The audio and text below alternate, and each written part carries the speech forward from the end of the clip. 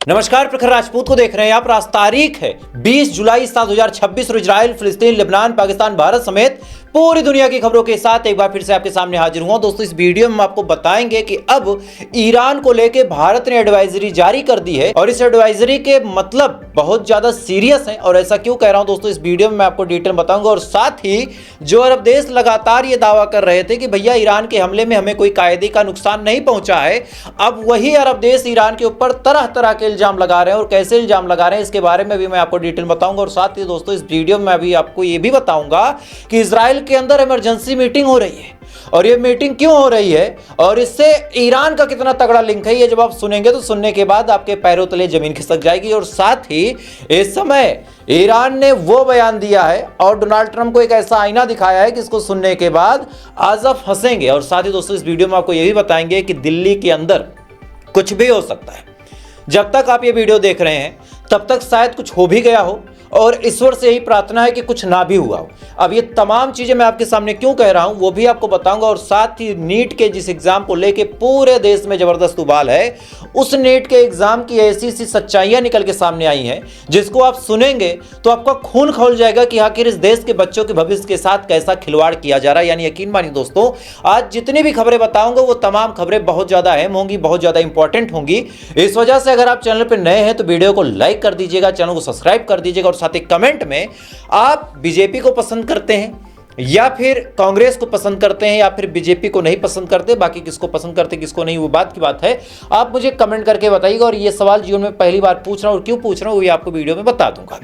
खैर, आप कमेंट करके बताइएगा, तब तक एक एक करके मैं आपको खबरें बताता हूं। सबसे पहली, सबसे बड़ी, सबसे अहम खबर यह है कि अब जॉर्डन ने अपनी आवाम के लिए एडवाइजरी जारी कर दी है कि जो लोग पोर्ट के पास रहते हैं या फिर यूएस के बेसिस के पास रहते हैं या फिर उनका घर या फिर वो एयरपोर्ट जाना चाहते हैं, वहां पे जाने से बचें, क्योंकि ईरान के जो हमले हैं वो बहुत ज्यादा गंभीर हैं और इन हमलों का जवाब जॉर्डन के पास नहीं है। यानी रिपोर्ट ये निकल के सामने आई है कि ईरान ने जब हमला किया था जॉर्डन के ऊपर कल, तो अमेरिका का डिफेंस सिस्टम तो लगा ही था, लेकिन उसके साथ जॉर्डन का अपना डिफेंस सिस्टम लग गया। और ये दोनों डिफेंस सिस्टम जब लग गए उसके बाद भी ईरान की मिसाइल नहीं रोक पाए, तब जॉर्डन की सरकार को मजबूरन अपनी आवाम के लिए एडवाइजरी जारी करनी पड़ी और कहना पड़ा कि भाई साहब आप लोग बॉर्डर साइड जाने से बचें और साथ ही जो एयरपोर्ट वगैरह है वहां पे जाने से बचें। चूंकि एयरपोर्ट पे कितने इंटेंस हमले हुए थे, पिछली वीडियो मैंने आपको दिखाया था। जो उस वीडियो को नहीं देखें प्लीज आप जाइए चैनल को रिफ्रेश कीजिए, पिछली वीडियो जो उसको जाके देख लीजिए, क्योंकि एक एक हमले का सटीक फोटो और सटीक वीडियो मैंने दिखाया था। बहरहाल, अब जॉर्डन की कहानी दोस्तों ये है कि जॉर्डन है इजराइल के बॉर्डर के जस्ट पास, मतलब एक लाइन है, इस साइड इजराइल है और इस साइड जॉर्डन है। अब जो हमले ईरान ने किए वो जॉर्डन के बॉर्डर के पास किए। अब रिजल्ट उसका यह हुआ कि मिसाइल और बाकी इंफ्रास्ट्रक्चर जो था उसके जब परखच्चे उड़े तो कुछ तो टप्पा खा के इधर भी गिरे। अब जब टप्पा खा के इधर गिरे तब ईरान के हमलों की गंभीरता इजराइल को समझ में आई। और वीडियो आप देख सकते हैं कि इसी के जस्ट बाद इजराइल के अंदर भैया भगदड़ मची और आनन फानन में एक इमरजेंसी मीटिंग कंडक्ट करनी पड़ी आने वाले इमर्जिंग थ्रेट को लेकर। यानी अब ये बात साफ हो गई है कि इजराइल बहुत बुरी तरीके से डरा हुआ है। और इसी के बाद मैंने आपको सुबह भी बताया था और एक बार फिर आपके सामने बता रहा हूं कि भैया इजराइल में यह फरमान जारी हो गया कि इजराइल के अंदर कोई भी शख्स कोई भी ड्रोन नहीं उड़ा सकता। अब क्यों नहीं उड़ा सकता, इसके पीछे एक बड़ी वजह है। इजराइल की हुकूमत का कहना है कि अगर ड्रोन उड़ाया जाता है और उसी सेम टाइम पे ईरान की साइड से कोई ड्रोन या मिसाइल इजराइल के ऊपर दाग दी गई तो हम कंफ्यूज हो जाएंगे और कंफ्यूज होने के बाद हम उसको इंटरसेप्ट नहीं कर पाएंगे और वो हमारे लिए बहुत खराब चीज होगी।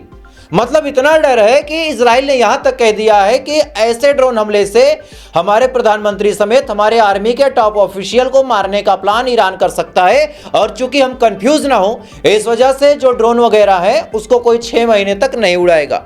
अब सुनिए, इधर कुवैत लगातार ये बात बोल रहा था कि भैया हमारे ऊपर जितने हमले ईरान की तरफ से हुए हमने सारे हमलों को इंटरसेप्ट कर दिया।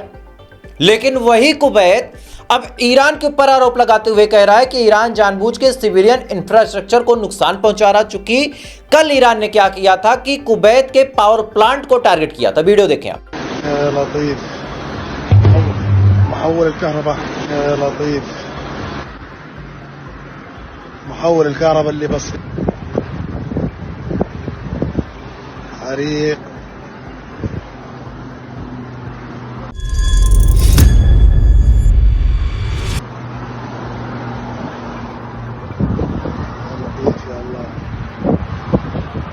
इस वीडियो में आप साफ तौर पे देख सकते हैं कि किस हिसाब से कुवैत के पावर प्लांट को टारगेट किया, जिसकी वजह से कुवैत के अंदर बिजली नहीं पहुंच रही। और इसी चीज का बहाना लेके भाई साहब कुवैत ने ईरान के ऊपर आरोप लगा दिया और कहा कि ईरान जो है वो जानबूझ के सिविलियन इलाकों को टारगेट कर रहा। बहरहाल ईरान ने वही काम किया जो उसने कहा था। ईरान ने कहा था कि जो देश अपनी जमीन का इस्तेमाल हमारे सिविलियंस को नुकसान पहुंचाने के लिए देगा वो हमारे टारगेट पे होगा और उसको हम हिट करेंगे, और सेम काम ईरान ने किया। खैर, इसी दौरान दोस्तों सऊदी और कतर अब इमरजेंसी मीटिंग कंडक्ट कर रहे हैं और अब बातचीत के जरिए जो है वो रास्ता निकालने की कोशिश कर रहे हैं। और इसी दौरान जो कतर है उसने तो ईरान के पांव तक पकड़ लिया, ईरान से फौरन कहा और इवन अमेरिका से भी कहा कि 10 दिन के लिए फौरन सीज फायर किया जाए और स्टेट ऑफ हार्मोज का जो कंट्रोल है वो ईरान के हाथ में रहे और 10 दिन तक कोई किसी पे हमला ना करे। अब ये बात जाहिर सी बात है, जब अमेरिका सुनेगा तो अमेरिका ने इस प्लान को रिजेक्ट कर दिया। खैर, इसी दौरान दोस्तों भारत सरकार ने एडवाइजरी जारी की है और कहा है कि भारत के जो लोग हैं अगर वो ईरान जाना चाहते हैं तो ईरान की यात्रा करने से बचें। अब ये चीज़ आपको सुनने में भले ही हल्की लग रही हो, लेकिन इस चीज़ के बहुत सीरियस मायने हैं, चूंकि भारत की सरकार ने जब एडवाइजरी जारी की है, भारत की सरकार ने जब कहा है कि ईरान की यात्रा करने से बचें, उसी दौरान ईरान के ऊपर ताबड़तोड़ हमले चाहे 10 दिन पे चाहे 1 हफ्ते के अंतराल पे हुए हैं। तो इस एडवाइजरी को आप हल्के में मत लीजिएगा। अगर भारत का कोई नागरिक जाना चाहता है ईरान तो प्लीज़ बहुत इमरजेंसी रहा हो तो ना जाइए। और हाँ, हरामियों के आगे शहादत देने से कोई मतलब भी नहीं है। मतलब ये है कि ऐसे कायरों की तरह अमेरिका जो हमला कर रहा है वहाँ शहादत दे के भी कुछ हासिल नहीं कर पाएंगे। शहादत देना है तो कभी आमने सामने होता तो समझ गए होंगे मैं क्या कहना चाह रहा हूं। खैर, इसी दौरान दोस्तों बड़ी अपडेट निकल के सामने आ रही कि अमेरिका का एक सैनिक फिर से मारा गया। अब जाहिर सी बात है, अमेरिका का एक सैनिक मारा गया है तो ऐसे हाल में अमेरिका बदला लेगा जरूर और अमेरिका इंटेंस हमले ईरान के ऊपर कर सकता है, मतलब काफी ज्यादा भीषण हमले कर सकता है। और मैं भी जब तक आप ये वीडियो देख रहे हो तब तक कुछ न कुछ बड़ा कांड अमेरिका कर चुका होगा। इस वजह से मैं आपको सबूतों के साथ हर 2-4 घंटे पे ही वीडियो दिखा पाता हूं, क्योंकि उसके पीछे वजह है कि मैं फेक खबरें नहीं बताता, छोटी छोटी वीडियो नहीं बनाता। 18 से 20 मिनट के अंदर आपको वो तमाम जानकारियां देता हूं जो आप 10 वीडियो देख के पाएंगे।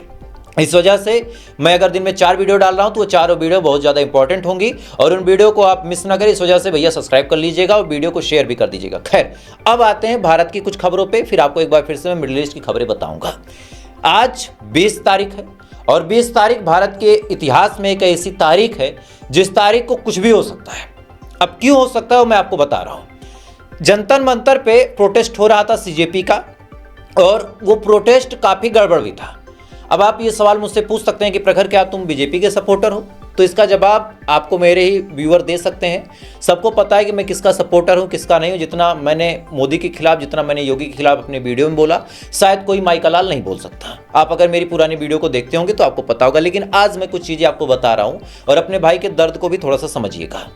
आप समझिए कि प्रोटेस्ट हो रहा था नीट के मामले को लेकर। नीट का मामला इंपॉर्टेंट था, उसको लेके प्रोटेस्ट हो रहा था। अभिजीत दीपके, सोनम वांगचुक साहब, ये तमाम लोग प्रोटेस्ट कर भी रहे थे। लेकिन अब वहीं पे कहानी तब बदल गई जब वहां पे जानबूझ के एक धर्म को टारगेट किया जाने लगा। जैसे एक बयान बहुत तेजी के साथ कुणाल कामरा जैसे हरामी का वायरल हुआ। उसने कहा कि सीता के पति का नाम लेके नीता के पति का फायदा करा दिया गया।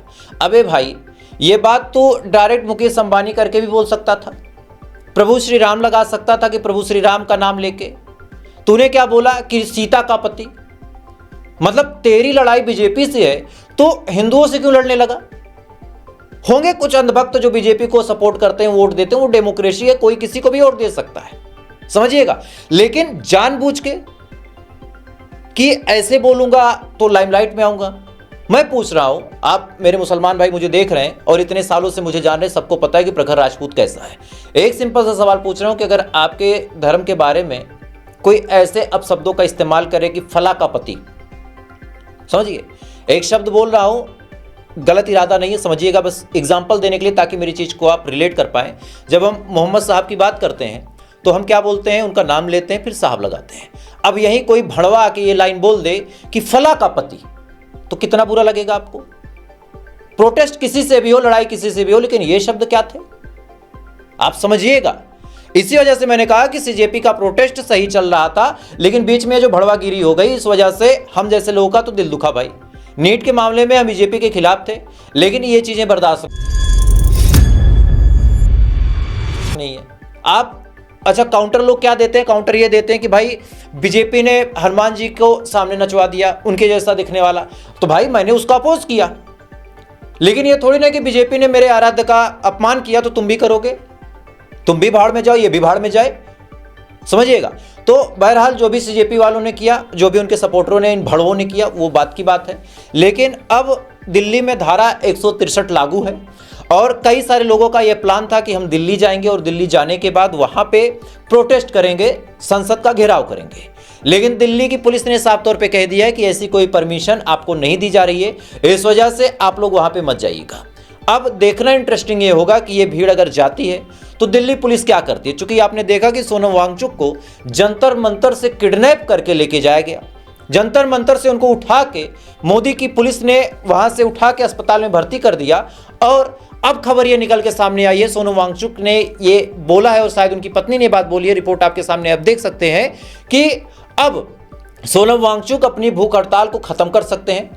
अब ये बात उन्होंने किस दबाव में बोला होगा आप उसका अंदाजा लगा सकते हैं, लेकिन इस पे भी सोनम वांगचुक ने अपनी डिमांड को रखा है। सोनम वांगचुक ने साफ तौर पे कहा है कि इस बार जो मानसून सत्र चालू होगा, जो कि आज से ही चालू है, अगर आप टाइम देखें तो आज से ही चालू है, उसमें जो अपोजिशन के लीडर हैं वो नीट एग्जाम के मामले को उठाएंगे।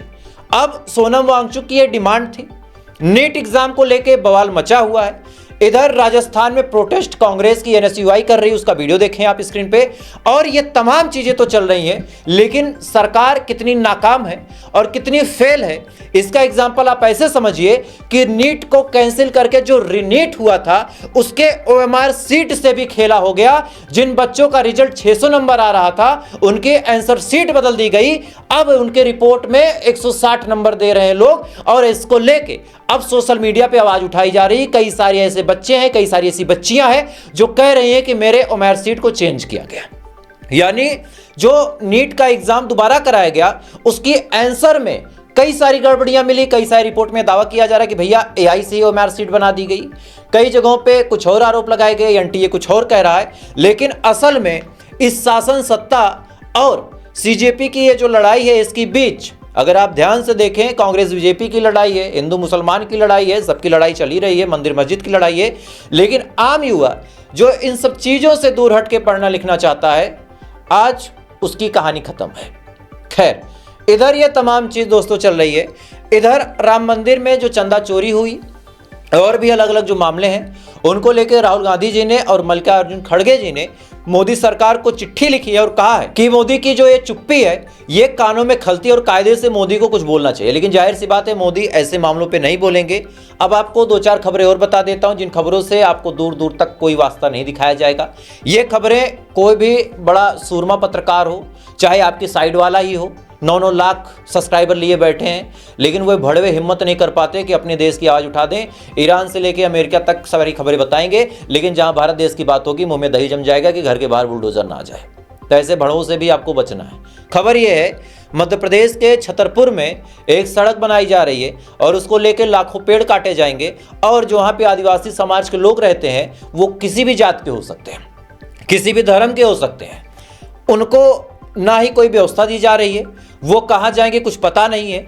ऐसे हाल में उन्होंने पानी के अंदर खड़े होकर आमरण भूख हड़ताल कर दी।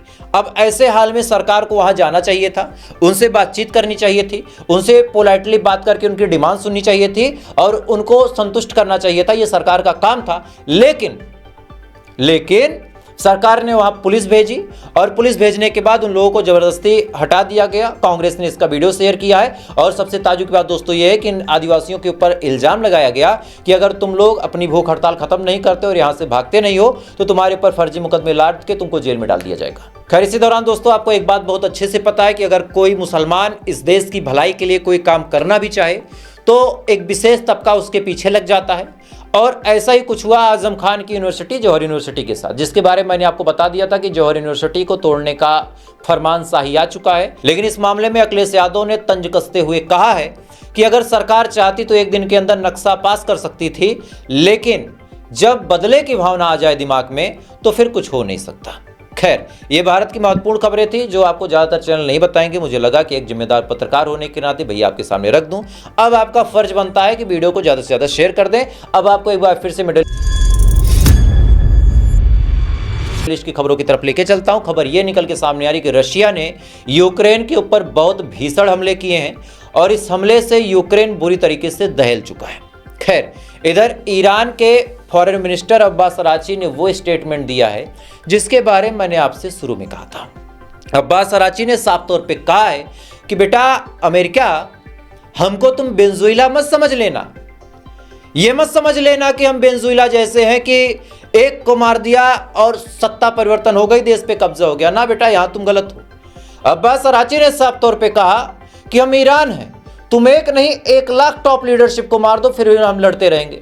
और कायदे से देखा जाए तो अमेरिका का प्लान भी यही था कि सुप्रीम लीडर हमारे रहबर आयतुल्लाह खामनेई साहब को शहीद कर दो और फिर सत्ता परिवर्तन। उन्हें क्या पता कि रहबर के ही 4 बच्चे हैं, रहबर के ही 4 बच्चे, उनमें से जो सबसे बड़े हैं वो इस समय सुप्रीम लीडर है।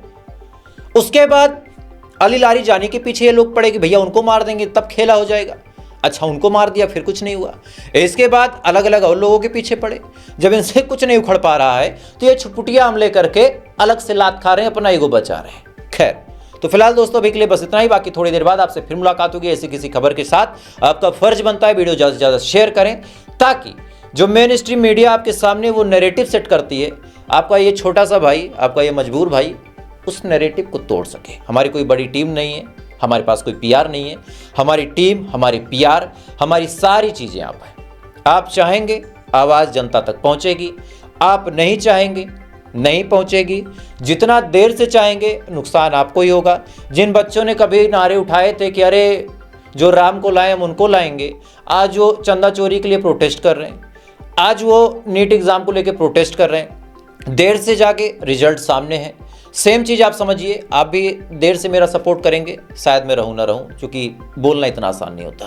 खैर, तो फिलहाल अभी के लिए बस इतना ही। बाकी थोड़ी देर बाद आपसे फिर मुलाकात होगी ऐसी किसी खबर के साथ। तब तक आप अच्छे रहें, खुश रहें, अपना ख्याल रखें, अपने देश का ख्याल रखें। जय हिंद, ऊपर वाला की बात करें।